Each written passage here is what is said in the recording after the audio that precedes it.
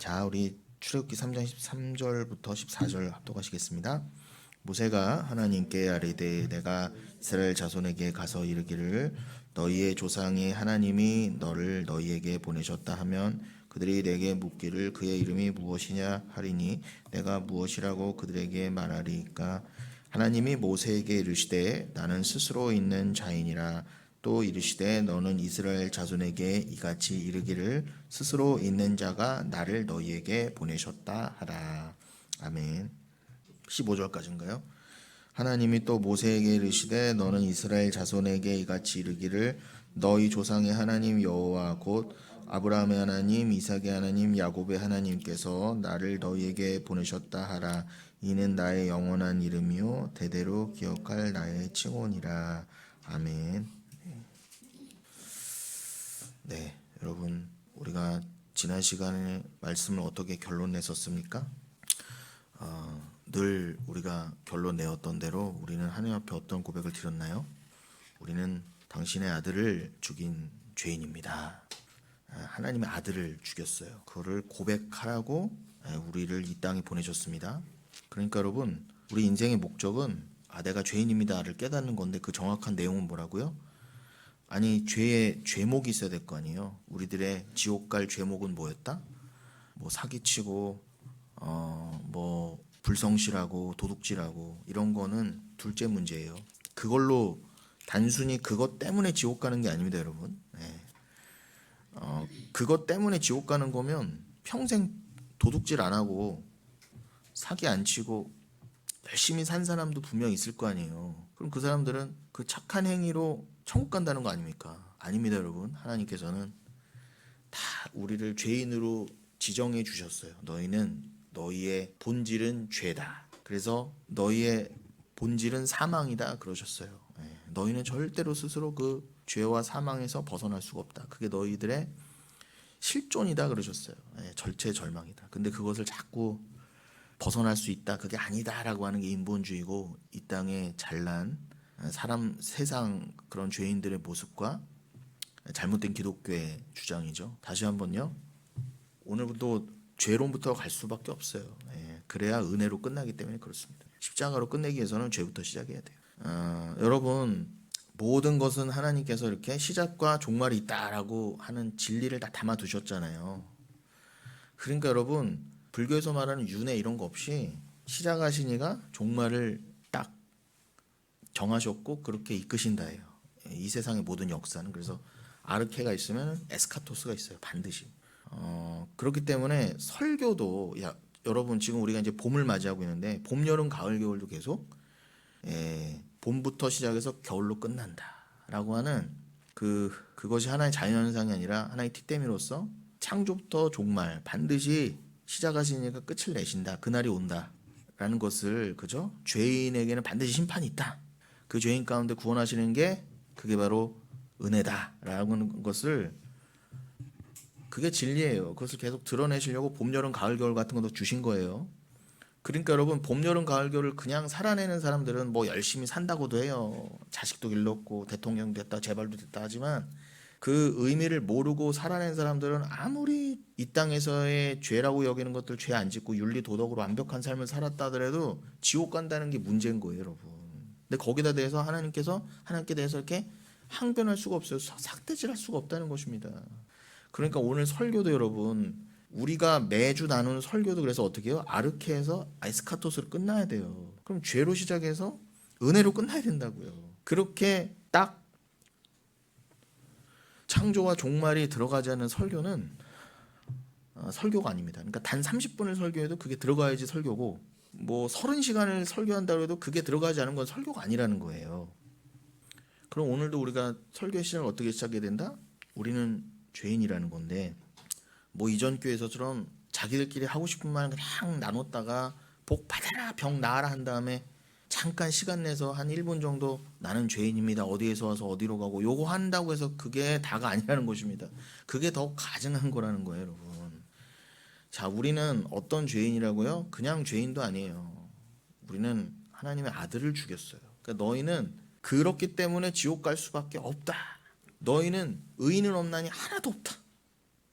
하나님 앞에 스스로 의롭게 되기는커녕 너희는 스스로 절대로 하나님의 아들을 찔러 죽인 그 죄가 면제되거나 사라지지 않는다는 거예요, 여러분. 여러분, 우리가 주차 불법 닦지 않으면 떼도 내가 죽을 때까지 그게 따라와요. 예. 요즘 그 국세청에서 막 잡으러 다니죠. 탈세하잖아요. 끝까지 찾아가서 그거를 받아내게 돼 있어요. 그러니 죄는요 계속 우리에게 삭슬 요구한단 말이에요. 영원까지. 지옥이라고 하는 지옥도 영원입니다. 지옥에서까지 어떻게 우리에게 삭슬 요구한다고요. 뭐라고요?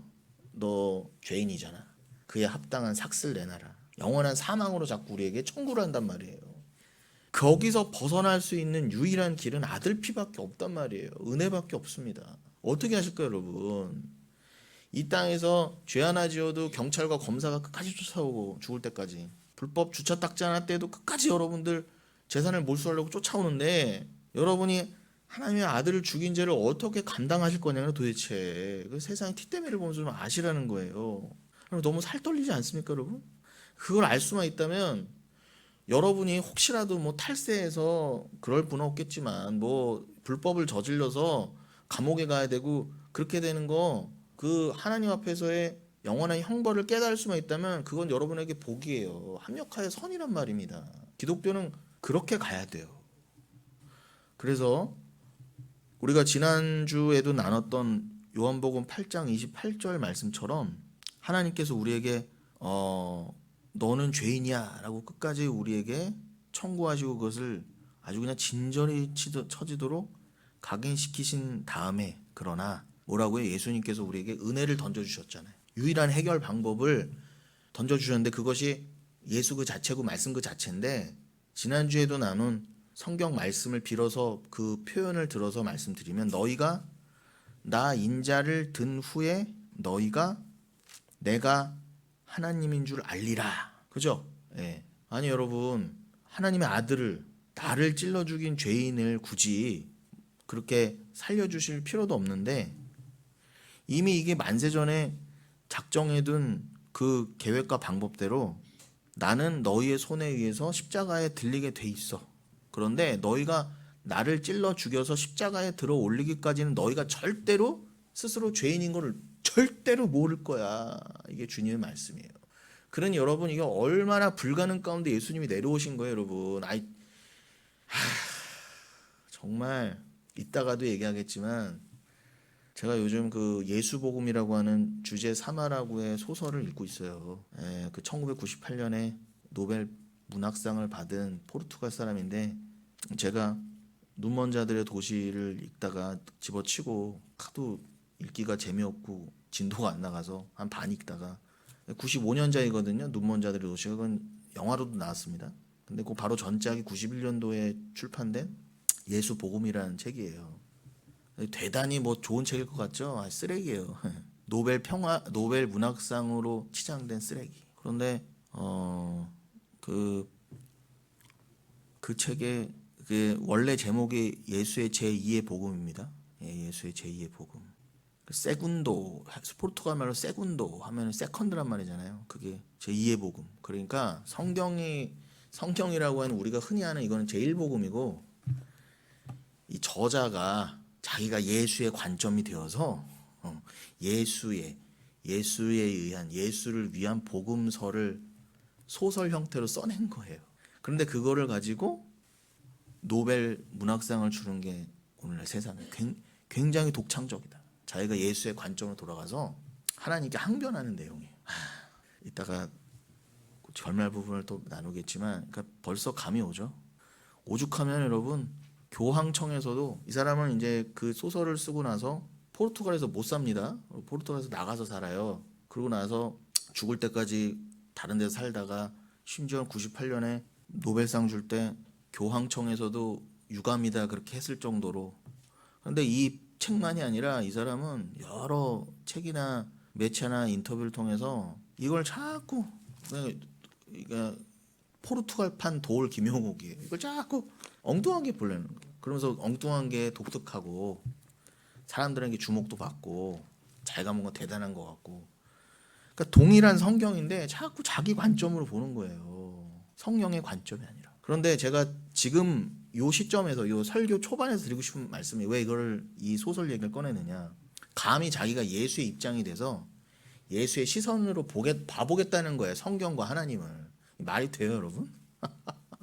그 시도 자체가 말도 안 되잖아요. 그러니까 도대체 하나님은 인간에게 얼마나 죄를 허락하신 것인가, 어느 수준까지. 그런데 분명히 예수님은 너희가 나를 든 후에야 너희가 나를 심지어 찔린 걸 알리라. 그게 인간 수준에서 이해가 돼요, 여러분? 요것만 봐도? 어떻게 인간이 그 예수님 입장이 돼서 내가 하나님의 아들인데 육신을 입고 이 땅에 내려오는데 아무도 나를 못 알아봐. 심지어 나는 야 짠 내가 예수야라고 알아봐줘라고 내려온 것도 아니고 죽으러 내려왔어요. 그리고 감히 피조물들 손에 의해서 찔려 들리고 난 다음에야 우리가 찔러 죽인 그가 바로 하나님이고 여호와고 하나님의 아들이구나, 독생자구나를 알리라 라는 것을 만세전에 그리스도와 하나님과 함께 작정하고 내려오신 거예요. 그걸 뜻을 이미 정하고. 왜요? 사랑의 동기 때문에. 성경은 무조건 사랑이에요, 여러분. 자꾸 엉뚱한 얘기하고 생각하시면 안 돼요. 사랑은 그 아가페의 사랑 외에는 어떠한 동기도 없고 설명도 되지 않아요. 어떤 사랑? 예수 그리스도가 하나님을 얼마나 사랑하길래 너 내려가 하고 그냥 그렇게 죽어 해도 아멘. 그게 하나님 뜻이면 아멘 순종이죠. 당연히 그렇게 해야죠. 라고 기쁨으로 내려줬다는 거예요. 그게 인간 수준에 될 수 없을 뿐더러 인간이 이렇게 하나님 아멘 순종이 100% 되지도 않을 뿐더러 아멘 그렇게 한다 해도 그래 내가 너의 그 사랑을 사랑으로 여겨줄게도 아니에요. 오직 내 아들 그리스도만이 순종했을 때 그 사랑을 사랑으로 여겨줘서 그 사랑을 너희들의 나에 대한 사랑으로 인정해 줄게가 되거든요. 먼저 그리스도라는 사랑이 십자가에서 제물이 돼서 어린 양으로 죽어져서 그게 이렇게 드려져야 되는데 세상으로 상징된 세상을 대표하는 이 주제 사마라구의 소설에서도 그 예수가 그 작정을 거부하는 거예요. 나는 속아서 왔다 이거예요. 한마디로. 진짜 제가 그래서 그 사람 여러분 1922년생이면 나이가 얼마나 많은 거예요. 물론 2010년에 죽었지만 저는 조금도 그 사람을 뭐 문학상 받았다 나이 많았다 해서 인정해주고 싶은 마음이 없어요. 그 늙은이를. 근데 세상은 노벨 문학상 받은 사람이고 우리나라에서만 책이 얼마나 많이 팔렸는지 몰라요. 그래서 제가 감히 그 사람의 이름을 들어서 뭐라고 별명을 지었냐. 주제 삼아라고가 아니라 입 싸물라고라고 바꿨어요. 제가 입 싸물라고. 입 다물어라.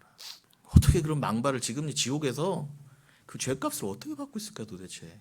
분명히 포르투갈 사람이고 가톨릭 신자고 성경 문화권에서 태어난 사람이에요. 태어날 때부터.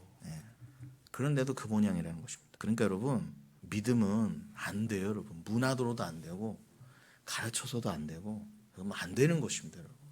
다시요. 절대로 너희가 나를 죽인 죄인이라는 걸 몰라. 어느 때까지요? 니들이 실제로 나를 죽여 올릴 때까지. 그러니 주님만이 오직 하늘에 속하신 분이고 즉 하나님과 하나이신 분임을 알게 하시고자 우리의 손에 찔리시고 십자가에 달려 올려지시는 것까지 작정하여 내려오신 분이라는 거예요. 그분은. 그런데도 내가 예수를 죽이지 않았다고 뻗대고 끝까지 부정하는 것이 오늘날 이 비진리의 세상과 가짜 교회인 거예요. 그들에게 종말은 뭐겠어요? 당연히 심판이죠. 요한일서 1장 7절로 10절 열어주세요. 요한일서 1장 7절로 10절 우리가 또 확인합니다. 그가 빛 가운데에 계신 것 같이 우리도 빛 가운데 행하면 우리가 서로 사귐이 있고 그 아들 예수의 피가 우리를 모든 죄에서 깨끗하게 하실 것이요. 그랬죠. 그럼 빛 가운데서 행하는 게 뭐겠어요? 요한일서 맥락만 봐도 우리가 지금 나눈 맥락만 봐도 빛 가운데서 행하는 게 뭐겠어요? 우리가 그 아들을 죽인 죄인입니다라고 인정하는 게 바로 빛 가운데서 행하는 거예요, 여러분. 진리 안에 거하는 게 행하는 거라고요. 빛 가운데. 그게 바로 우리가 교회로서 그리스도와 사귐이 있는 그거라고 합니다. 그 인정하는 것만이. 그 아들 예수의 피가 그렇게 되면 그 아들 예수의 피가 우리를 모든 죄에서 정말 말끔하게 깨끗하게 씻어줄 거라는 거. 이거밖에는 답이 없는 거예요. 이거밖에.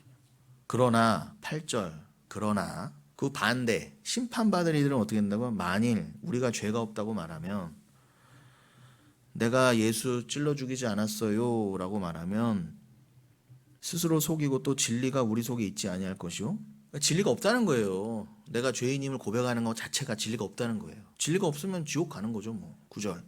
만일 우리가 우리 죄를 자백하면 그는 미쁘시고 의로우사 우리 죄를 사하시며 우리를 모든 불의에서 깨끗하게 하실 것이요 만일 우리가 범죄하지 아니었다면 하나님을 거짓말하는 이로 만드는 것이니 또한 그의 말씀이 우리 속에 있지 아니하니라. 예, 분명히 나와 있죠. 우리가 나 예수 그리스도 찔러 죽이지 않았어요 라고 그렇게 그 죄를 인정하지 않으면 어떻게 해요? 하나님을 감히 거짓말하는 이로 만드는 거예요. 하나님 거짓말장이. 좀 전에 말한 그 입 싸물라고 하는 그 인간처럼 삿대질하게 돼 있다 하나님한테. 그럼 어떻게 해요? 그의 말씀이 그 속에 있지 않아요. 그럼 하나님이 그냥 그거를 거름더미로 여기신다는 거예요. 예. 뭐 전혀 구원할 이유가 없는 거죠. 오히려 어떻게 해요? 그 위에 철퇴를 내리시고 그 표를 받지 않은 자. 우리가 요 근래 계속 나눈 바로는 여기에 십자가 그 타브 그 표 십자가 표를 받지 아니한 자 14만 4천이 아닌 자는 철몽둥이. 이 땅에서는 우리가 지금은 우리가 예수의 철몽둥을 맞고 있지만 우리는 그 철장에서 완전히 면제되는데 주님의 그 철몽둥이가 이제는 완벽한 심판을 위한 철몽둥이가 돼서 그 진노의 자녀들 위해 부어진다는 거예요. 그래서 그 표를 받지 아니한 자, 그 표를 안 받은 자는 영원 전부터 이렇게 안 받도록 표가 없다는 거예요, 여러분. 작정이잖아요. 그래서 그들에게 철장을 내리시고 가라지를 수확하는 예리한 낫으로 거두신 후에 하나님의 진노의 포도주 틀에 영원히 던져 넣으신다 하셨습니다. 그런 우리의 기도는 당연히 뭐가 됐어요? 주님 속히 그날의 그 일을 미욤 그날의 그 일을 속히 이루소서. 우리는 이미 그날을 아는데 영원도 알고 당연히 우리들의 구원의 완성과 심판의 완성의 날을 구하는 게 당연한 거 아니에요? 그런데 어찌 이러한 기도를 속되다고 할 수가 있겠어요? 왜 빨리 심판이 와야 돼? 더 인류가 더 오래 살고 어떻게든 방법을 찾아내서 조금 더 우리 인류를 지속시키고 우리 대대손손 자식들을 이어가게 해야지라고 하는 게 인본주의라는 거예요. 근데 죄송하지만 여러분들도 그런 생각이 꽉 잡혀 계시잖아요. 죄송하지만. 그래서 저는 무차별 폭격을 하는 거예요. 열심히 낳고 기르세요. 그러나 절대로 거기에 소망과 이유를 두시지 말란 말입니다. 분명히 고린도전서 7장에 그랬잖아요. 애를 낳은 자, 결혼한 자, 결혼하지 않은 자처럼 살아라. 예. 티내지 말고 제발. 나는 결혼 때문에 살아. 나는 애 때문에 살아. 난 자식 새끼 때문에 살아. 제발 티 좀 내지 말고. 없는 것처럼 살라고 그랬잖아요. 없는 것처럼 살으라고 줬더니 다 거기에 목매고 앉았는 거예요. 기독교인조차. 그러니 틀렸다는 것입니다. 싸그리다. 그러니까 이 땅에서 여러분 아니죠 하면 이게 부인되고 있잖아요. 이거. 그럼 제 말씀이 여러분의 몽둥이 아닙니까? 자기가 부인되는 거잖아요. 여러분의 자녀와 가정과 모든 소유가 부정되고 있는데 지금. 근데 여기서 두드려 맞지 않으면 영원히 철몽둥이라니까 여러분. 그러나 여기서 두드려 맞고 구원받은 자는 뭐라고 그래요? 계시록 20장 4절 또 강조합니다. 둘째 사망에 해가 없다고 그러잖아요. 듀테로스 따나토스. 또 뭐 자기 부인하고 뭐 번뇌하고 고민하고 내 옛사람 왜 이럴까 오라 나는 공고한 사람 이런 건 더 이상 없다고 그러잖아요. 그런데 여기서 그거 해결 안 되면요. 영원한 지옥에서 나는 공고한 자로도 아무리 외쳐불러도 안 되는 거예요. 그때 알았어야지. 그때 내가 이런 인간이었는지 내가 그때 알았어야 되는데 내가 예수를 찔러 죽인 자였다는 걸 아무리 후회해봐야 소용없다는 거예요. 그때 가서는. 정말 살 떨리지 않습니까? 이러면은 정말 여러분 우리가 정신 차리고 복음을 받아들이고 복음을 전하지 않을 수 없다는 거예요. 왜 밍숭맹숭해요? 이게 안 다가오니까. 이게 안 다가와서 그런 거예요. 그냥 사회가 보기에 세상이 보기에 잘 사는 모습이 그냥 잘 살아 보이는 것 좀 보이거든 우리 눈엔 계속. 그래도 노벨 문학상 받으면 좋은 것 같거든. 좋긴 뭐가 좋아요. 그 인간 노벨 문학상 받은 그 메달에 지금 목에 매여 갖고 아마 지옥에서 개고생하고 있을 텐데. 그러니 우리가 여기서 그것을 깨닫지 못하고 여기서 하나님의 철장에 두드려 맞지 않은 자들은 즉 가라지라고 그러죠. 제가 수요예배 때도 또 강조하고 뭐 양육 때나 요 근래 예배 때 계속 강조했지만 계시록 14장에 반드시 가라지를 수확하는 그 수학도 있습니다. 거기서 그 에스겔서 9장에 여기다가 탁 인친 자들, 하나님이 인치신 자들 외에는 다 죽여란 그 동일한 천사들이 계시록에서도 어떻게 해요? 그 예리한 낫을 가지고 다 이렇게 목을 쳐가요. 그게 수학이라니까, 가라지. 가라지를 이렇게 쓱 베는 게 목을 치는 거 아니겠어요? 그런데 그 예리한 낫으로 가라지를 수확하신 다음에 어떻게 해요? 하나님의 진노의 포도주 틀에 영원히 던져 넣으신다 그랬어요. 주님, 그날을 속히 이루어 주옵소서. 그럼 우리는요? 우리는 어떤 자들? 그 진노의 포도주 틀에서 오직 은혜로만 벗어난 자들이, 그렇게 구원받기로 만세전부터 작정된 자들입니다. 그러니 어떻게 해요? 감사합니다. 나올 수밖에 없어요. 그 완벽한 진노와 저주에서 면제받은 것만으로 나는 무엇을 드려도, 내가 곧 주를 위해 죽는다 해도 아깝지 않아야 하거늘, 그럼에도 불구하고 그러나 우리는 교회를 나가는, 오늘 예배를 드리고 나가는 순간부터 또 나를 위해 살기로도 작정돼 있을 거예요. 이 이중 작전, 이건 제가 지은 말입니다. 이 이중 작전 가운데 완벽하게 우리는 끼어 있어요. 여전히 나를 위해 호흡하고, 여전히 나를 위해 먹고 마시고 싸고, 여전히 나를 위해 일하고 돈 벌며, 나를 위해 말하고 생각하고, 다 내 것이라고 주장할 거예요. 내 소유, 내 자식, 내 가족, 내 나라. 그러나 주님, 그러함으로 절대로 불가능한 나를 말씀 안에서, 성령 안에서 직시하되, 이것이 원래 피조물의 처음 자리, 그 당연한 처사라고 할 수가 없사오니 오늘도 더욱 겸손하게 하시고 우리를 만드시고, 내가 나를 위해 사는 것이 당연하다고 깨달았다고 우리가 어떻게 마음대로 막 살아요. 다시요? 무슨 말이에요? 우리가 은혜를 받았으면은 성령 안에서, 그래요, 나는 죄인일 수밖에 없죠.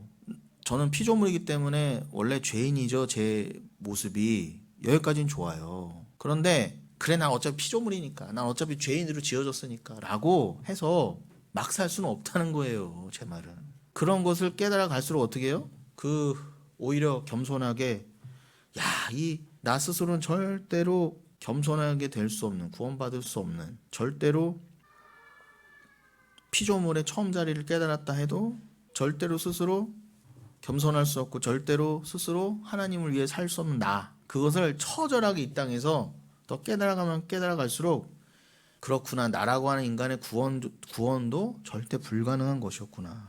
그러면은 이 땅에서 두 가지 모습을 보게 되잖아요. 나의 절대 구원받을 수가 없는 내 옛사람의 모습과 동시에 뭘 보게 돼요? 주님과 연합된 나, 진짜 구원받은 내가 더 선명하게 보일 거 아닙니까? 내 죄의 모습이 보이는 만큼 데칼코마니로 구원받은 나의 모습이 보일 거 아니에요. 그래, 이거를 더 선명하게 보라고, 나의 죄인된 모습을 더 죄가 죄되도록 드러나도록 만드셨다는 게 사도 바울의 말씀과 로마서의 말씀 아닙니까? 그러면 나의 진짜 구원받은 모습을 선명하게 보기 위해서 나의 죄인된 모습을 더 죄인되게 드러나게 죄를 사용하셨다는 게 깨달아졌을 때, 이게 바로 악으로 선을 알고 어둠으로 빛을 하니, 이거는 합력한 선이잖아요. 좌우로 함부로 선악으로 판단하는 게 아니라, 율법을 내가 지켜서 구원받는 거지가 아니라, 율법은 나의 죄인됨을 깨달아라, 내가 받은 은혜를 더 선명히 알으라고 주신 거구나. 그 사람이 어떻게 막 살아요? 겸손하죠. 그럼 내 죄인된 모습을 볼수록, 주님이 나에게 부어주신 피값이 이렇게 큰 거구나를 깨달은 사람일수록 겸손하게 돼서 어떻게 해요? 자유하죠. 이제는 율법주의의 어떤 율법의 행위에서도 자유하고, 이제는 주님이 나를 육신으로 보시지 않는다, 푸시케로인데 더 이상 보시지 않는다는데, 아직도 푸시케 살고 있음에도 불구하고 너를 이미 푸뉴마로 봐줄게. 아까 백경림 목사님도 기도해 주셨잖아요. 너를 푸뉴마로 봐줄게. 이미 구원받은 자로. 그렇다고 우리가 난 이제 푸뉴마니까 복 받아라 롤롤롤롤 하면서 살 수 있냐고요. 성령 충만 받았다고. 그럴수록 어떻게 해요? 이 완벽한 사랑 안에 갇히는 진짜 자유. 예수 그리스도가 우주보다 크신 분이었는데, 너 그냥 인간으로 딱 들어가서 내려가서 죽어, 그러니까 아멘 하고 영원히 인자의 모습으로 들어가신 것처럼, 완벽한 사랑이 곧 완벽한 자유구나. 분명히 감옥 중에 감옥이에요. 예수 그리스도라는 하나님이신 분이 인간의 육신 안에 들어온 인카네이션은 자기 부인 정도가 아니라 저주 중에 저주고, 이거는 도저히 설명할 수 없는 완벽한 구속이잖아요. 그런데 예수님이 어떻게 거기 들어가실 수 있었다? 하나님을, 아버지를 너무 사랑하니까. 그 사랑을 배우시라고 여러분에게 무한한 자유를 주신 거예요. 여러분 사랑에 묶여보라고. 그럼 여러분 사랑에 묶여 어떻게 해요? 그 사랑에만 반응하고 사랑을 위해서만 행동할 거 아닙니까? 그럼 율법을 넘어서는 거잖아요. 성경에서도 율법의 완성은 사랑이라 그랬으니까. 이 사랑으로 행하는데 율법을 어길 일이 뭐가 있어요? 너무 내 목숨보다 사랑하는데 굳이 율법 따져야 돼요? 뭐 11조 내야 되고 10의 1만 드려야 되고 뭐 주일 성수만 해야 되고 억지로 이미 사랑이 완벽한데 어떻게 정해진 율법만 할 수 있냐고요. 꼭 내가 도둑질하지 말아야지, 간음하지 말아야지, 내가 그냥 안식일 지켜야지. 그 억지로 하게 돼요, 여러분. 당연한 거예요, 그건. 여러분 이웃의 것을 탐내지 않고 간음하지 않고 그러면 당연한 거라고. 여러분 이미 완성한 거예요. 그러나 그 사랑이 없었을 땐 우리는 억지로 해야지 해도 안 됐던 거잖아요. 심지어 억지로 해야지 해도 100개 있으면은 뭐 한두 개밖에 못 지켰고 그 한두 개조차도 어떻게 지켰다? 억지로! 왜 억지로 했다? 복준되니까. 왜 억지로 했다? 재수 없다고 하니까. 그게 다 죄라는 거예요. 그러니까 교회에서는 무조건 하고 사랑이 선포돼야 돼요. 다 떠나가도 괜찮아요. 근데 왜 자꾸 율법주의를 강요하면서 들들 볶는다? 장사해야 되니까. 장사해 먹어야 되니까. 이 말을 못하는 거예요. 알지도 못하고. 사랑 안에 묶여서 완벽한 자유로 나가는 걸 어떻게 알아요, 이 율법주의자들이. 문자로는 알겠죠. 말은 떠들 수 있을 거예요. 그러나 그 입 좀 싸물라고 제발. 아가리 좀 싸물라는 거죠. 제 말이 심하다고 여러분? 여러분 주님이 낯들고 다 목을 쳐라 그러는 게 심해요? 제가 그 입 좀 다물라 하는 게 더 심해요? 저는 아무것도 아니에요. 이거는 여러분. 목사가 어떻게 저런 표현할 수가 있어? 제가 정말 적나라하게 표현해요? 정말로? 여러분 못 견딜걸 여러분들 귀가? 제가 참는 거예요. 또 내려가서 제가 후회하고 하니까 그러지 말걸. 그래서 여러분 요한복음 8장 32절에서도 뭐라고 하셨다? 자막 없어요? 진리가 너희를 자유케 하리라 하신 거예요. 진리가 너희를 자유하게 하리라. 이건 연세대 말만이 아니에요. 연세대 학교 이거 뭐라고 해요? 학교 대표 문구잖아요. 모토. 그 진리를 뭐라고 해석해? 그러니까 지식. 열심히 공부하는 그 지식이 너희를 자유케 하리라. 아닙니다, 여러분. 연세대조차 틀린 거예요. 연세대 하면 우리나라 최고 대학 아닙니까? 근데 그 대학도 어떻게 해요? 그 대학도 노벨상 하나 못 내놨지만 그 최고의 지성이라는 학교도 뭐라고 그래요? 그 진리가 너희를 자유케를 몰라요. 몰라. 그러니 여러분 그냥 감사하십시오. 감사하십시오. 그렇게 되면 정말 진리를 철저하게 깨닫고 배우는 우리의 삶이 그냥 되게 해달라고 하는 간절한 기도밖에 나올 수가 없어요. 그래서 지난주에 하다가만 그 아나테마 얘기로 돌아가면 결국 오늘도 지금 또 아나테마 얘기잖아요. 예수님 그 자체가 아나테마로 오신 거잖아요. 그럼 아나테마가 뭐라고요? 아나티테미. 그럼 예수님은 그냥 위에 그냥 하나님이 너는 보좌 우편에 있어라 하신 분인데 그 말 그대로 아나티템이잖아요. 너 그냥 위에 있어라. 그런데 그분이 내려왔다니까요. 그게 아나테마예요. 저주예요. 그냥 위에 계셔도 되는 분이 뭐하러 굳이 내려와요. 난 정말 이해를 못하겠어요. 정말로. 뭘 그렇게 하나님 아버지를 사랑해서. 그죠? 아니 아버지가 생각해보세요. 아버지가 우리를 사랑하신대. 그러면 아들 입장에서 아버지와 아들은 하나니까 아들도 우리를 사랑하는 거지만 객관적으로 생각해보면은 아들이 우리를 너무 사랑하신대. 그럼 아버지 얘기지. 뭐 굳이 내가 내려가서 내 피로 그것도. 그 아버지 사랑하는 피조물들 위해서 내가 십자가에 달려야 돼요? 할만하잖아요. 그러니까 요게 안 넘어가니까 주제 사마라 같은 인간들이 예수 제2복음 같은 책을 만들어내는 거예요. 요게 이해가 안 되니까. 그래서 여러분 아주 심각한 얘기입니다. 이거는 진짜로 천국과 지옥이 갈리는 얘기예요. 그래서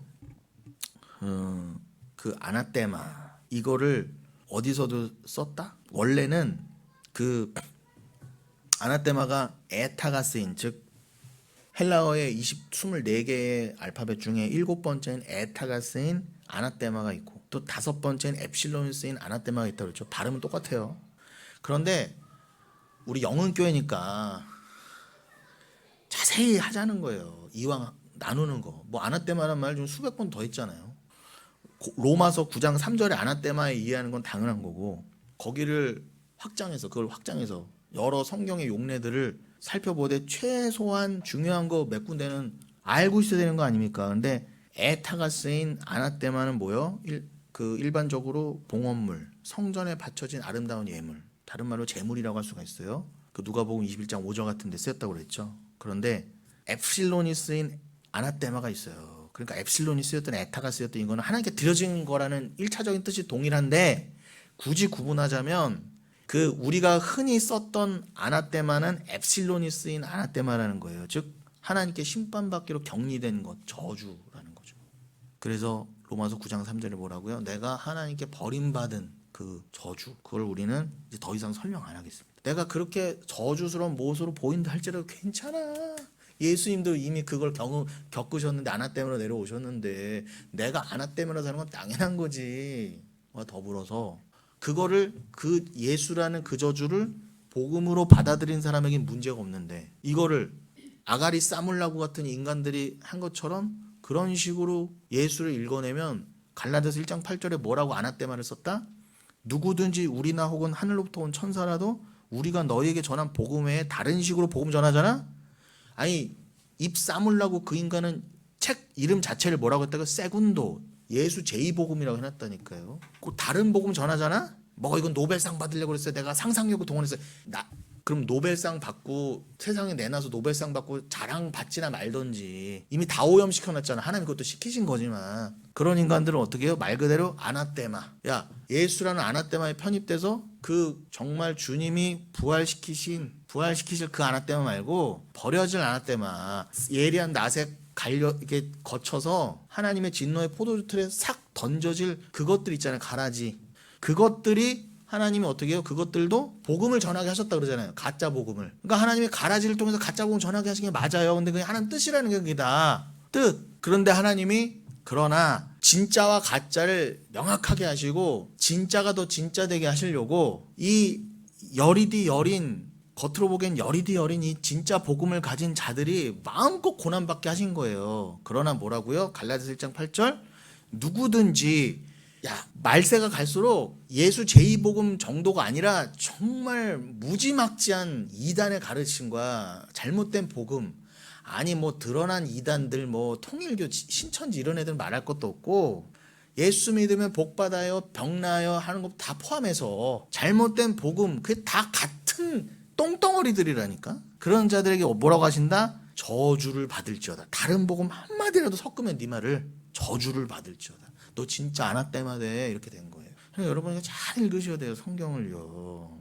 그러니 여러분, 이거를 아는 자가 하나님의 영광을 안 거예요. 하나님의 영광 안에 있는 자. 그가 그의 나라에 있는 자고요. 이미 하나님의 나라는 하나님의 영원한 통치를 뜻한다 그랬습니다. 그래서 우리가 지난 2월 15일쯤에도 주일에 언급했던 그 쉐키나, 이거를 아직 더 자세히는 안 했는데 이따가 오늘 본문이 출애굽기 3장을 나눌 때 다시 다루겠습니다. 그래서 요 맥락만 일단 기억해 두시면, 그러면 예고해 드렸던 대로 지난주에 뭘부터 먼저 봐야 되느냐, 우리가 최근에 누가복음 9장 27절을 나누면서 예수님께서 뭐라고 하셨다고? 이 가운데 반드시 죽기 전에 하나님의 나라를 맛볼 자가 있다. 근데 그 뜻에 대해서 제가 몇 주간 설파를 했습니다. 그래서 그 누가복음 9장 27에서 반드시 그 따나토스의 죽음을 귀호마이 맛보게 될 자들이 있어.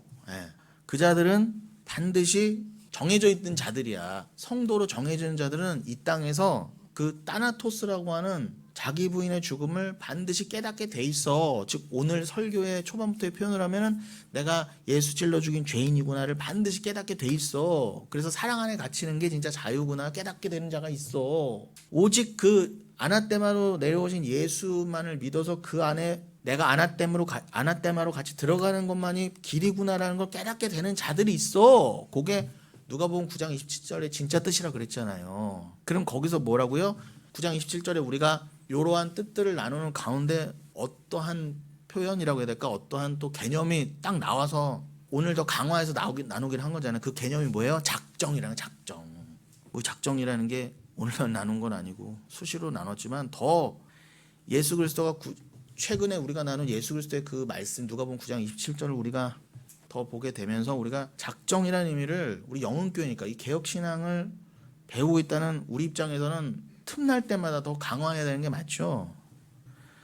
그럼 작정은 다른 말로 예정이나 미리 정하신 뜻이라고도 할 수 있습니다. 그래서 우리가 에베소서 1장 5절이나 11절 등에서 그것을 에베소서 1장 5절이나 11절 등을 통해서 자주 나눴던 프로오리조 기억나시나요? 네, 프로오리조. 그게 우리나라 성경에서는 예정이라고 많이 번역이 되어 있습니다. 대표적인 게 에베소서 1장이라는 거예요. 프로오리조. 그래서 프로와 호리조의 합성어라고 그랬죠. 프로 하면은 뭐 앞서라는 의미인데 그 1차적인 뜻을 넘어서 어떻게 영적으로 이미 미리 이미 그러나 아직의 그 얼레디는 거예요. 이미 하나님이 호리조 경계를 지어놨다는 경계를. 그래서 거기서 호라이즌이라고 하는 영어가 나왔습니다. 미리 이렇게 하나님이 경계선을 딱 지어두시고 여긴 천국 저긴 지옥 여기는 하나님 백성 여기는 가라지 이렇게 다 정하셨거나 여기는 야곱 여기는 에서 정하셨다는 게 아하부 사랑이라고 분명히 말라기서 1장에 그러셨어요. 그거 이해 못하는 놈은 다 지옥이다 그러셨어요. 하나님한테 절대 삿대질 못해요 여러분. 그리고 하나님이 그렇게 정하셨다는데 누가 뭐라고 그래. 그게 왜 인정이 안 돼요? 하나님 사랑 안 하니까 못하니까. 나 하나님 사랑해봐요. 하나님 말씀 당연하죠. 하나님 이렇게 하시겠다는데 뭐가 불만이에요? 이렇게 되는데 왜 하나님이 사랑한 사람만 천국 가야 돼? 누가 그런다? 감히 피조물 주제. 하나님 사랑 못하는 자가 사랑 못 받은 자가 성경에서는 사랑은 뭐라고요? 하나님 주셔야 사랑이라고 그랬죠? 그 사랑 못 받은 자가 곧다이 말 하는 거예요. 입 싸물라고처럼. 제발 바가리 싸물라고. 제 얘기가 아니라 말라기 1장 그러잖아. 입 다물어라. 여러분 저의 이 언어 유희를 잘 따라오셔야 될 텐데. 몇 번 들으세요. 이해가 안 되시면. 어렵다고 생각하고 자꾸 포기하지 마시고 자꾸 들으시고 공부하시고 이렇게 찾아보세요. 그럼 앞서 그 프로와 호리조의 합성어. 그래서 여기 미리 경계를 정하죠. 그러면 의미가 확 오잖아요. 예정이라는 게 하나님 우리를 다 교회로서 미리 다 정해 주셨다는 거구나. 그리고 계시록에 보면 정육면체가 나오잖아요. 12,000 규빗씩 12변 정육면체잖아요. 그게 14만 4천이네. 그래서 교회 숫자를 14만 4천이라고 하는 거구나. 그래서 지성소를 위에서 봤을 때 이게 딱 정사각형이고 그게 입체적으로 보면 3차원 3D로 보면은 정육면체구나. 그게 바로 프로오리조의 뜻이었네. 그죠? 그럼 거기에 대해서 불레라고 하는 또 헬라어에 자주 나오는 표현이 있어요. 불레. 이게 우리나라 말로도 작정, 예정, 미리 정하신 뜻 이런 게 다 비슷한 말인 것처럼 헬라어도 뭐라고요? 프로오리조가 있으면 불레라는 게 있어요. 불레는 굳이 해석하면은 심사숙고한 의지라는 거예요. 하나님께서 심사숙고해서 딱 정하신 의지, 뜻. 그래서 단순한 충동이 아니라 충분히 심사숙고하셔서 어떻게 해요? 만세전에 에베소서 1장에서 또 언급되지만 거기서 뭐라고요? 만세전에 아드님하고 그 독생자하고 너가 내려가라. 그 피로 구원하자. 이렇게 심사숙고해서 아들과 정하신 의지를 가지고 정하신 뜻이 있어요. 그걸 또 불레라고도 해요. 그걸 프로오리조라고도 하고. 이거는 단순한 소망 같은 게 아니라 충동적인 게 아니라 충분한 그 고뇌를 거친 확정적 의지를 말합니다. 그래서 용례를 찾아보니까 사도행전 2장 23절에서 그가 하나님께서 정하신 뜻과 미리 아신 대로 내준 바 되었거늘 이렇게 되죠. 여러분 보고 계시나요? 눈으로? 그가 하나님께서 정하신 뜻과 미리 아신 대로 내준 바 되었거늘 너희가 법 없는 자들의 손을 빌려 못 박아 죽였으나 요 말씀처럼 오늘 설교를 딱 대변해 주는 게 어디 있어요? 이게 사도 베드로의 설교거든요.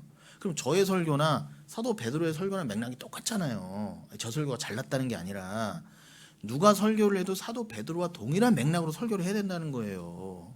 사도 베드로도 성령 받고 첫 설교의 내용이 뭐였다? 당연히 그때도 죄 얘기를 했다니까요. 그러면서 작정 얘기를 하잖아요. 근데 여기서 미리 정하신 뜻이 찾아보면 불레라고 돼 있어요. 불레. 근데 여기 그렇구나. 정하신 뜻. 그러니까 우리가 뭐 하나님의 뜻대로 하옵소서. 그러니까 우리가 막연하게 썼던 그런 게 다 틀렸던 거예요. 정확한 뜻의 이름을 모르니까 내 뜻 하나님 뜻이자 헷갈리고 뭐 하나님 뜻대로 하면서 결국엔 기도를 왜 해요? 내 뜻대로 해주시! 요거 하려고. 제 말이 틀렸어요? 또 듣기 싫어요? 뜻도 모르는 주제에 진짜 하나님 말씀 문자 그대로 뜻도 모르는 주제에 기도한답시고 했던 거 아닙니까 우리가. 근데 성경에서는 뜻이 뭐였다?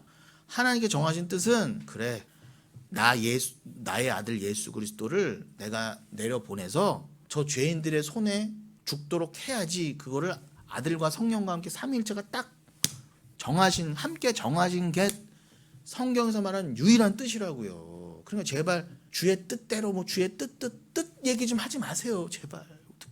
우리 교회에서만 최소한. 뜻도 모르면서 뜻거려. 성경에서 말하는 뜻만이 진리잖아요. 뜻이 뭐라고요? 또 강조하는 거예요. 그래서 이게 중요하니까 하나님이 내 아들을 죽여야겠다라고 자기 혼자 결정한 게 아니라 아들과 성령과 함께. 그런데 이거를 하나님 사기쳤다고, 나는 몰랐다고, 하나님 혼자 결정한 거라고 라고 소설을, 진짜 말 그대로 소설을 지어놓은 게 주제 사마라고 같은 노벨 문학상 받은 인간이라는 거예요. 아우 정말, 야 어떻게 그런 죄를 그렇게 벌건 대낮에 상까지 받아가면서 그러한 천인공노할 소설이랍시고 지어놨을까. 그러니까 그런 인간도 절대로 하나님의 뜻을 몰랐던 거예요. 그러니까 지옥 갔죠. 아무리 노벨상 받으면 뭐합니까. 히브리서 6장 17절, 하나님은 약속을 기업으로 받는 그들에게 그 뜻이 변하지 아니, 일단 읽어볼까요? 하나님은 약속을 기업으로 받는 그들에게 그 뜻이 변하지 아니함을 충분히 나타내시려고 그 일을 맹세로 보증하셨나니. 그렇죠? 예. 이 언약을 기업으로, 구원의 증표로 받는 자들에게, 야 하나님의 뜻은 변하지 않아, 너희들의 구원은 당연한 거야. 왜냐면은 아들 피를, 그렇게 아들 피로 너희를 구원하기로 뜻이 딱 정해졌는데 그걸로 인한 너희의 구원이 변개가 되겠니? 이거를 우리에게 충분히 보이셨다는 거예요. 그러니 누가 변명할 수 있겠어요? 누가? 저 같은 목사도 오늘도 부르짖고 있는데, 이렇게 거기서도 그 뜻이 뭐라고 돼 있다? 불례로 돼 있다. 그리고 아마 자막으로는 안 넣은 거겠지만 이사야서 46장 10절에 보면은 나의 뜻이 설 것이니 내가 나의 모든 기뻐하는 것을 이루리라 하였노라, 이런 말씀이 있어요.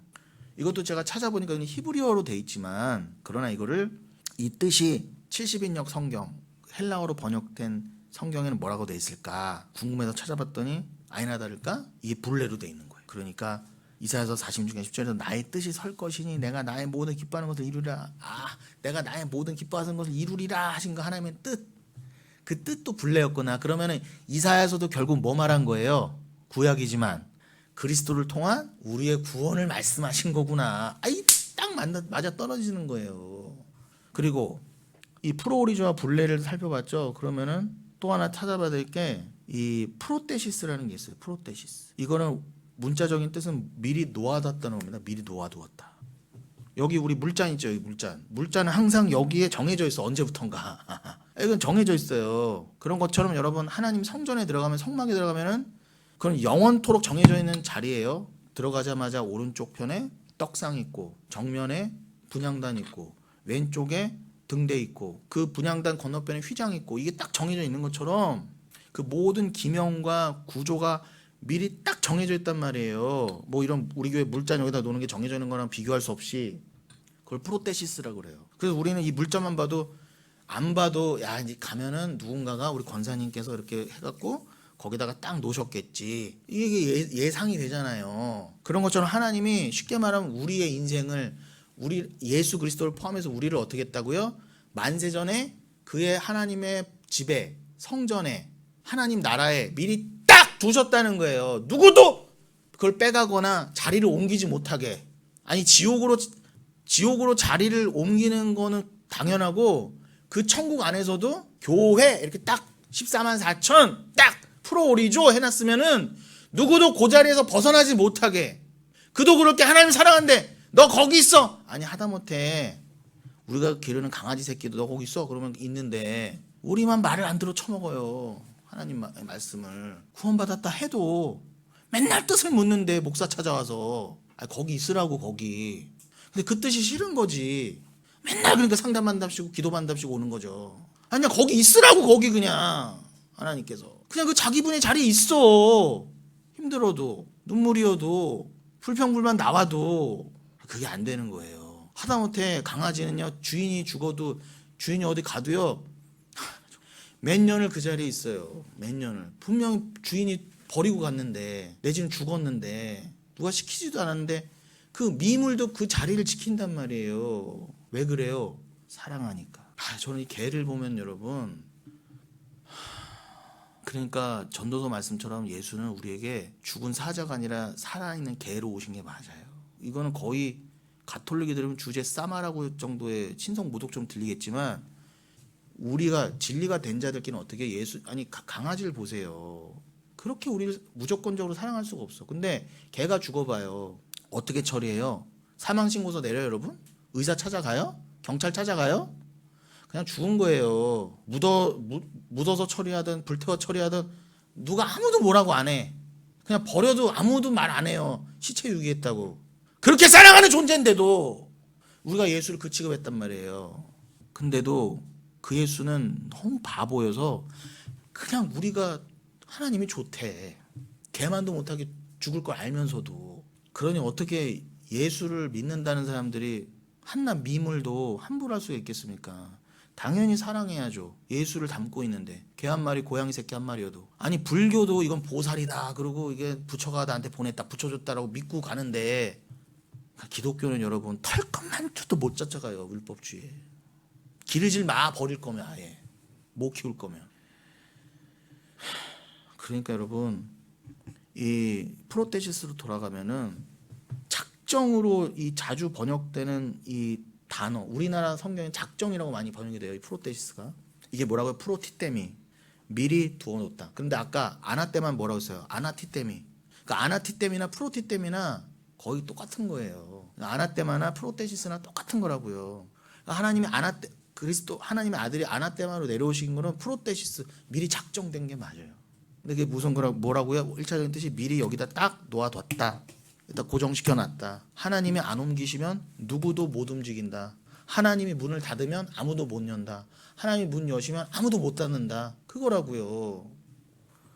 단순히 결과가 정해졌다는 뜻을 넘어서 어떤 목적을 위해 진열해 두시고 하나님이 드러내시고 제시하신 거라는 거예요. 그래서 제가 이 프로테시스의 예로 진설병을 많이 드는 거예요. 떡 6덩어리씩 2줄에 12덩이. 그것도 교회 아닙니까? 떡덩어리 하면 예수 그 자체고 12떡덩어리 교회. 그냥 하나님이 성소 안에 드셨다는 건 뭐예요? 성전 안에. 아니 우리는 하나님 거라는 거잖아요. 그걸 누가 건드려요 감히. 미리 놓아둠이라는 그 의미에서 출발해서 하나님의 그 불변하는 목적을 강조할 때 주로 사용됩니다. 그래서 로마서 8장 28절에 롬828 뭐라고요? 우리가 알거냐 하나님을 사랑한 자 곧 그의 뜻대로 부르심을 입을 자들에게는 모든 것이 합력한. 이거 자주 외우시죠? 여기서 하나님을 사랑하는 자 곧 그의 뜻대로 여기서 뜻이요. 불레도 될 수 있겠지만 정확히는 프로테시스예요. 그럼 의미가 확 오잖아요. 이제 여러분 이게 롬828이 더 선명해지잖아요. 아 그렇구나. 그냥 막연하게 그의 뜻대로 부르셨다는 게 뭐지? 그거를 막연하게 전하지 마시고 이건 프로테시스야. 이건 아나테마야. 라고 전하시라고요. 우리를 미리 두신 그게 그 바로 뜻이야. 그러니까 하나님의 성경에서 말씀에서 뜻은 뭐밖에 없다? 프로테시스, 불레 이런 거밖에 없어요. 다른 거 없어요. 정확히 전하시기 바랍니다.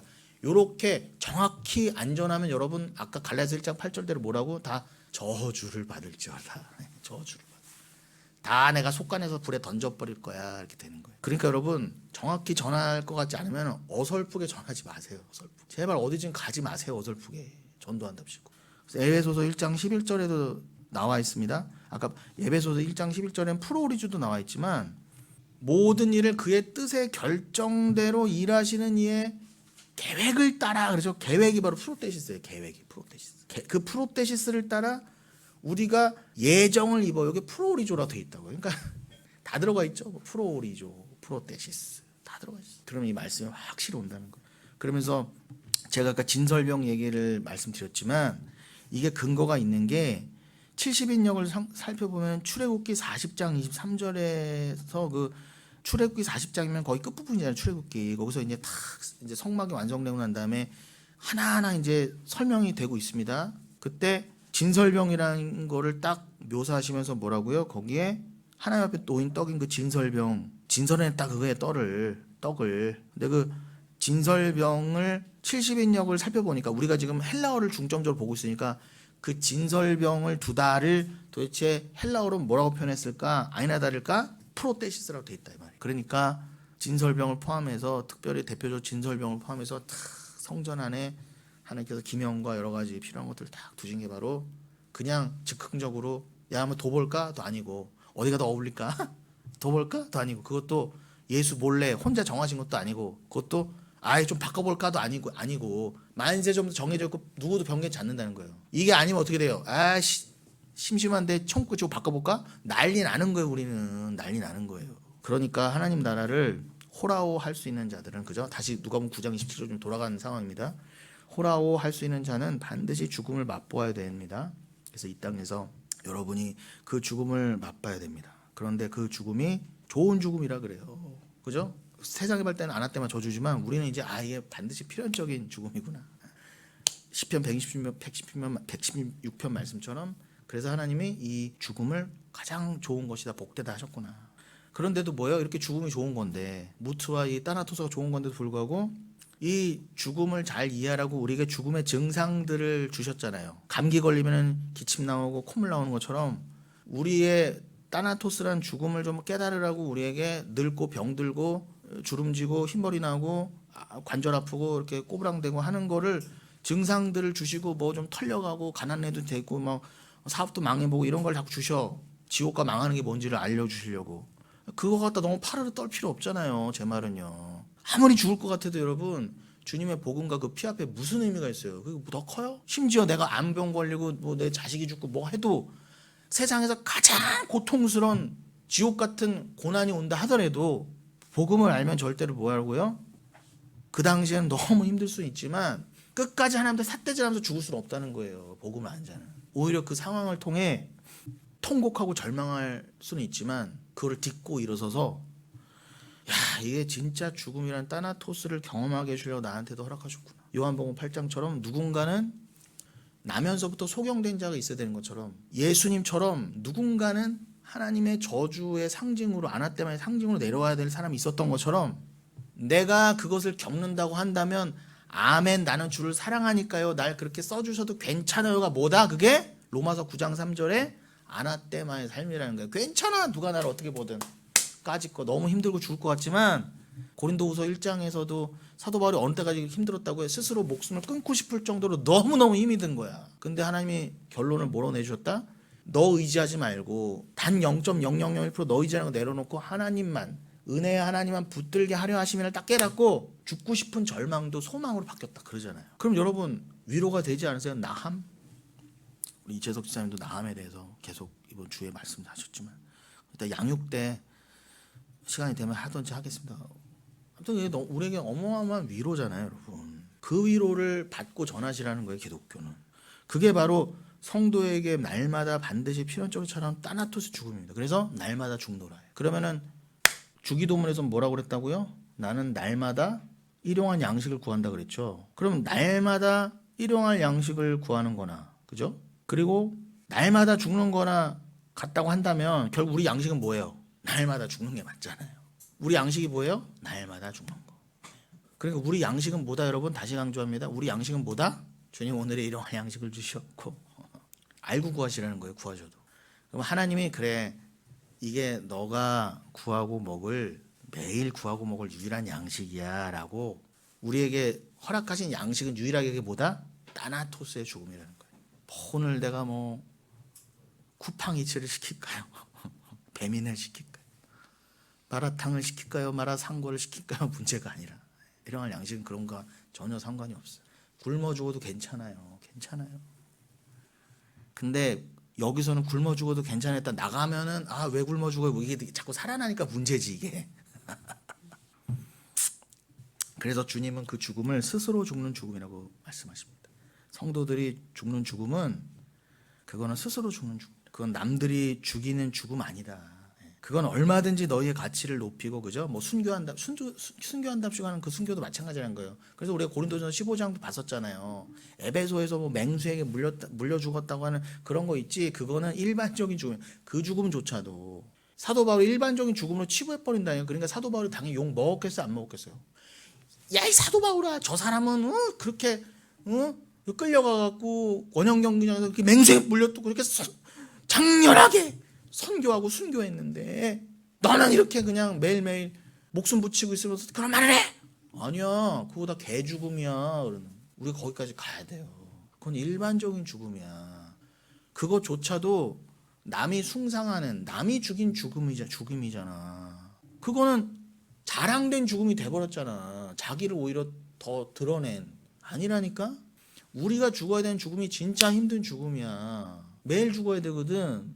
근데 그 죽음은 내가 스스로 원래 죽을 수 없는데 주가 스스로 죽으로 내려오셔서 우리로 하여금 마치 성령을 통해 우리가 스스로 죽는 것처럼 해주시는 거예요. 맞잖아요. 우리는 절대로 죽기 싫은데 날마다 죽는 게 맞죠? 우리 끌려가고 있잖아요. 이게 스스로 죽는 죽음이라니까, 말 그대로. 그 죽음이 훨씬 어려운 거야. 그러니 스스로 죽는 죽음을 정확히 표현하면, 정의 내리면 뭐예요? 여러분이 진리를 알게 되면 이렇게 이 육은, 이 푸시케는 이렇게 제멋대로 살려고 하는데 이게 이렇게 푸시케 욕구대로 사는 게 아니구나. 내가 머리 되어서 살면 안 되지. 내가 주인이 아니지, 인생에.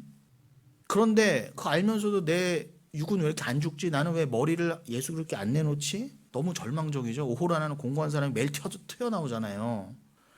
그때 어떻게 우리가, 남들은 전부 이 푸시케를 살리고 이 가치를 높이기 위해서 신앙생활까지 동원하는데, 나를 자랑 삼겠다고 큰 교회 가서 있는 대로 웬만하면 제일 큰 교회 가겠다고 하는, 가서 그런 것까지도 동원하고 있는 주제에 우리가 어떻게 거기서 오히려 튀어나와서 정반대로 가면서 이런 고백을 하게 됐냔 말이에요. 도대체가. 아니 어떻게 내가 죽어야 된다는 거를 내가 이렇게 스스로 옳다고 인정하게 되었죠? 성경이 그걸 뭐라고 한다? 그게 바로 능력이에요. 엑수시아. 내가 너에게 권세와 능력을 준 거야. 그게 성경에서 말하는 진짜 권세와 능력이야. 그 믿음의 능력. 믿음 받아서 무엇이든 할 수 있다. 할 수 있다. 해보자. 믿는 자에게는 능치 못해. 이게 아니라, 왜곡된 그 말씀이 아니라, 심지어 세상에서 제일 큰 교회라고 하는 곳에서도 그걸 가르치고 있을 때 난 심지어 거기 안에 있었어. 그런데 아니죠 하고 튀어나와서 세상이 다 욕하고 아니라고 그러고 부정하고 손가락질하고 안았대말하고 할 때 난 그래도 이 길 갈래요 하고 여러분들이 어떻게 터벅터벅이라도 가시냐 말이에요. 끌려서 아주 도살장에 끌려가는 양처럼. 그게 바로 스스로 죽는 죽음이라는 것입니다. 여러분, 또 제가 지난주에 예고해드린 게, 끝내겠습니다. 지난주에 예고해드린 게 또 에고 에임이었는데, 그래서 오늘 본문이 출애굽기 3장으로 잡았던 거였거든요. 그런데 지금 이 에고 에이미로 넘어가기 전에 해야 될 것들이 우리가 있는데, 이거를 다 하고 에고 에이미를 가면은 예상을 했지만 시간이 굉장히 많이 오버가 될 것 같아요. 그래서 오늘은 오늘 스킵한 부분은 다음 주에 하기로 하고, 좀 출애굽기 3장 오늘 본문을 넘어가서 읽고 그 전반적인 부분만 얘기하고 마치도록 하겠습니다. 출애굽기 3장 13절로 15절을 우리가 오늘 본문 잡았는데, 그걸 본문 잡은 이유가 뭐라고요? 요한복음에 7번이나 나오는 에고에미, 나는 뭐 예를 들면은 생명의 떡이다, 뭐 내가 세상의 빛이다, 내가 양의 문이다, 내가 선한 목자다, 내가 부활이요 생명이다, 내가 길이요 진리요 생명이다, 내가 참 포도나무다 라고 예수님이 7번을 표현하시는데, 안식의 숫자로, 완성의 숫자로요. 여기에 다 에고 에이미라는 표현이 쓰였어요. 근데 이 에고 에이미가 원래 뜻이 뭐다? 나는 이다예요. 나는 이다. 근데 거기에 보호와 함께 쓰는 용법으로 됐을 때, 뭐 내가 생명의 떡이다, 내가 세상의 빛이다 그런 건데, 원래 에고 에이미는 그러니까 무슨 뜻이다? 내가 생명의 떡 떼놓고, 내가 생명의 빛, 양의 문 딱 떼면 내가 이다만 남잖아요. 그게 에고 에임이라니까요. 그런데 제가 드리고 싶은 말씀은, 그 에고 에이미가 내가 뭐뭐이다가 하나님의 이름이라는 거예요. 원래 하나님의 이름. 자, 이 출애굽기 3장을 이야기해서 우리가 오늘 또 제가 설명드린 에고 에이미를 일단 개괄적으로 이야기해서 요한복음 8장 24절도 함께 볼 수밖에 없습니다. 그걸 보고 출애굽기 3장으로 넘어갈게요. 요한복음 8장 24절, 우리가 이게 2월 15일에 주일 본문이기도 했거든요. 요한복음 8장 24절에 뭐라고 되어 있습니까? 이러므로 내가 너희에게 말하기를 너희가 죄 가운데서 죽으리라 하였노라. 너희가 만일 내가 그인 줄을 믿지 아니하면 너희 죄 가운데 죽으리라, 이렇게 돼 있었죠. 그런데 이 한글 번역은 내가 그인 줄이라고 돼 있단 말이에요. 왜요? 내가 인 줄 이러면은 어색하잖아요. 그러니까 그냥 굳이 거기다 그라는 거를 끼워 넣은 거예요. 원어에는 없는데. 원어에는 그냥 뭐라고 돼 있다? 에고 에이미로 돼 있다니까, 요게. 그러니까 우리나라 말로 하면 이거를 내가 그이다라는 것을를 우리나라 성경으로 이렇게 해놨지만 원래대로 하면 뭐예요? 너희가 만일 내가 인 줄 믿지 아니하면, 즉 내가 에고 에이미인 줄 믿지 아니하면 너희는 너희 죄 가운데 죽으리라. 그러니까 죄가 뭐라는 거예요? 한마디로 하나님이 하나님이신 거, 예수님이 하나님이신 거 모르면. 그러니까 우리 오늘 설교 제일 초반에 뭐라고 했어요? 죄가 뭐라고 했어요? 하나님의 아들을 찔러 죽인 거라고 그랬죠. 하나님의 아들을 왜 찔러 죽였어요? 하나님의 아들인 거 모르니까 찔러 죽였죠. 우리가 예수가 하나님의 아들인 거 알았으면 우리가 찔러 죽였을까 안 죽였을까요? 당연히 안 죽였죠. 감히 트럼프 아들도 못 죽이는데 어떻게 하나님의 아들인 거 알고 어떻게 그걸 손대요? 근데 우리가 왜 죽였다? 하나님의 아들을 그가 정말 하나님의 아들인 줄 몰랐거든. 메시아인 줄 몰랐거든. 그러니까 찔러 죽였잖아요. 그런 것처럼 이걸 로한복음이란다. 이게 급해갖고. 요한복음 8장 23절에서는 뭐라고요? 너희 죄 가운데 죽으리라는 그 자가 뭐라고요? 내가 인 줄 모른다고 한다면. 내가 그인 줄. 내가 하나님의 아들인 줄. 내가 메시아인 줄. 네가 몰랐으니까 죽였지? 너희들이 알았으면 죽였겠냐? 그러니까 예수가 하나님의 아들인 줄을 모르는 게 죄라는 거예요. 그러니까 죽였으니까. 근데 그걸 좀 더 정확하게 읽으면 뭐라고요? 내가 에임인 줄 너희들이 몰라서 나를 죽인 거고 그러니까 그거 모르면 너희들은 영원한 지옥인 거야. 이렇게 되는 거예요. 그러니까 명확해요. 진리는. 예수가 하나님의 아들 곧 에임인 줄 모르잖아요. 그래서 다 지옥 가는 거예요. 여러분. 여러분의 자녀든 손주든 누구든 대통령이든 재벌이든 여러분 남편이든 마누라든 죄송합니다. 남편이든 아내든 급해서 그래요. 급해서. 제가 주로 쓰는 단어가 급하니까 나오잖아요. 자꾸. 마누라를 싫어해서 그래요. 왜요? 마누라라는 단어를 싫어해서 그래요. 왜요? 그래서 그런 거예요. 그러니까 이러므로 내가 너희에게 말하기를 너희가 너희 죄 가운데 죽으리라. 그 죄가 뭐라고요? 하나님 예수 그리스도가 에임인 걸 모르는 거예요. 이게 그러니까 굉장히 중요한 거죠. 이거 모르니까 다 지옥 가는 거니까.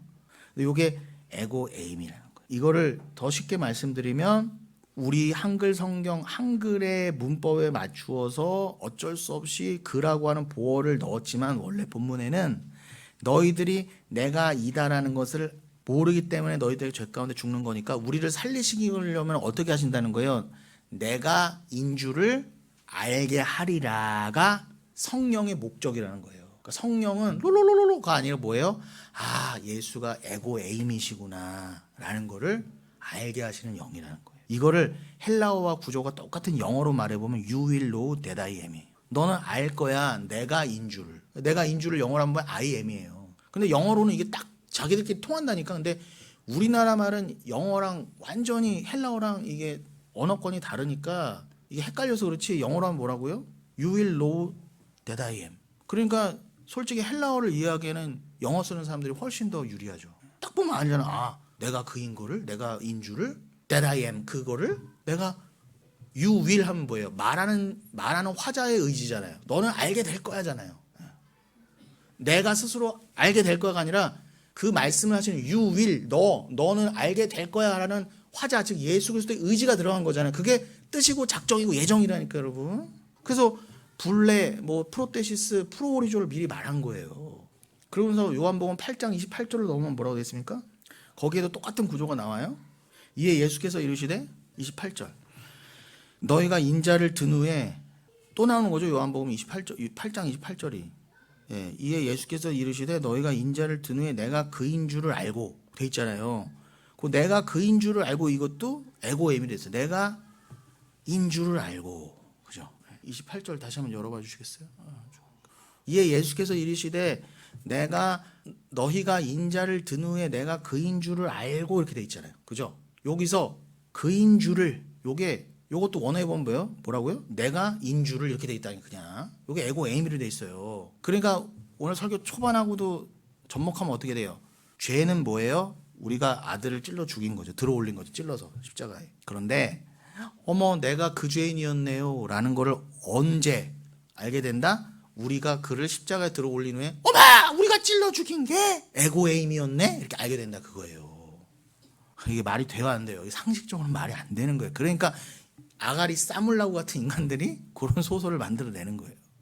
그것을 기노스코 너희가 알게 될 거야. 또 내가 스스로 아무것도 하지 않냐고 오직 아버지께서 가르치신, 아버지께 디다스코 가르치신 대로만 내가 이런 것을 말한다. 아니 그 아버지와 똑같은 분이, 우주보다 크신 분이 너무 겸손하시고 아버지를 사랑하시니까 개보다도 못한 위치에 오셔서 아버지가 너 이것만 말해, 디다스코 가르치신 거, 너 십자가에 달려 명하신 것만 아멘 하고 그렇게 하셨다는 거예요. 나는 내 스스로 아무 말도 안 할 거야.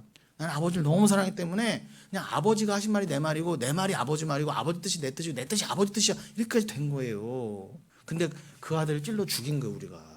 근데 그것도 다 작정돼 있었다는 거예요. 너희들이 들어 올려줘야 역설적이지만 니들의 죄가 드러나고 니들이 죄를 깨닫고 니들이 내 피를 의지하게 되거든. 이런 기가 막힌 메커니즘이도 이런 게 어디 있어요 도대체. 그 여기에 그러면은 요한복음 8장 58절도 안 넘겼겠네. 어차피 요한복음 8장을 본 김에 58절도 보시죠. 58절. 이 말씀 때문에 더더군다나 유대인들이 어떻게 우시하고 돌 들었습니다. 뭐라고 했느냐? 58절에 결정적으로 이 말 듣고 유대인들이 그냥 다 뚜껑이 열렸다고요. 58절에 뭐라고요? 예수님께서 진실로, 58절, 진실로 진실로 너희에게 이르노니 아브라함이 나기 전부터 내가 있느니라 하신 거예요. 뭐? 너 몇 살인데?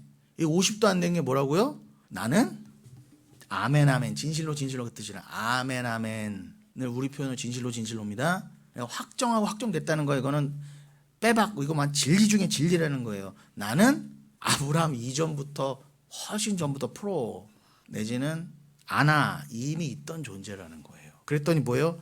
아니 아브라함이 지금 벌써 몇천 년 전에 우리 선조신데 감히 네가 아브라함보다 위라고? 이러니까 다 돌 들어버린 거예요. 이렇게. 그런데 여기서도 뭐라고요? Before Abraham was born, I am. 로 영어로 읽어드리면 이해가 바로 되는 것처럼 내가 있느니라. 그죠? 내가 있느니라. 이게 에고임이에요. 나기 전부터 나는 나야. 그냥 뭐 그냥 야 나는 있잖아 하나님이어서 그 전부터 있었고 뭐 어쩌고 할 거 없이 그냥 나는 나야. 에고에이미로 그냥 다 일갈이 돼버린 거야. 근데 왜 그렇게 유대인들이 돌 들고 그렇게 흥분했다?